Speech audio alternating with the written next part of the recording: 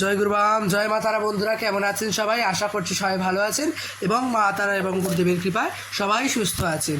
তো আজকে দশমহাবিদ্যা সিরিজের তৃতীয় পর্ব নিয়ে চলে এলাম। আজকে আমরা রূপ বর্ণনা করব দেবী ষোড়শী বা ত্রিপুরা সুন্দরী দেবীর।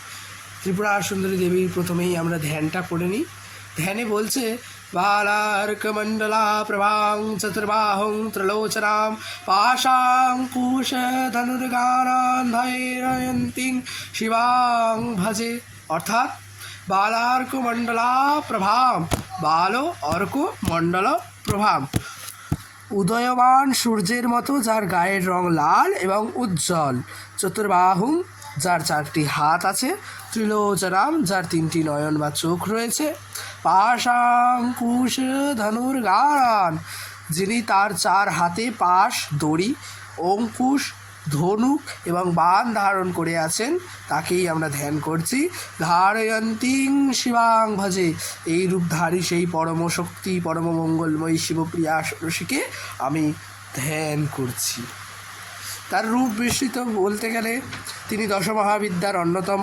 তিনি সর্বদা ষোড়শ বয়সী অর্থাৎ 16 বছরের কিশোরী রূপে কল্পিত হন, যা চিরস্থায়ী সৌন্দর্য এবং জ্ঞানের প্রতীক।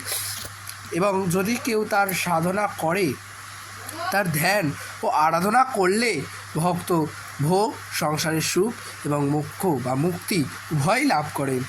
এই প্রকার আমরা দেবী ষোড়শী ধ্যান ইত্যাদি করলাম। এই ধ্যানের মাধ্যমে কিন্তু আমরা দেবী ষোড়শীর রূপ অনেকটাই বুঝতে পারা গেল, যে দেবী ষোড়শী একটি সৌন্দর্যর প্রতীক এবং জ্ঞানের ভরপুরেশ্বরী দেবী মহামায়া। তিনি অবশ্যই দশমহাবিদ্যার তৃতীয়তম অন্যতম মহামায়া এবং তার ধ্যান করতে পেরে আমরা নিজেকে সৌভাগ্যবান মনে করব, কারণ তার ধ্যান কিন্তু সবাই করতে পারে না। তো আজকের জন্য এতটাই, দেখা হচ্ছে আবার পরের একটি এপিসোডে। আজকের জন্য এতটাই। জয় গুরুবাম, জয়।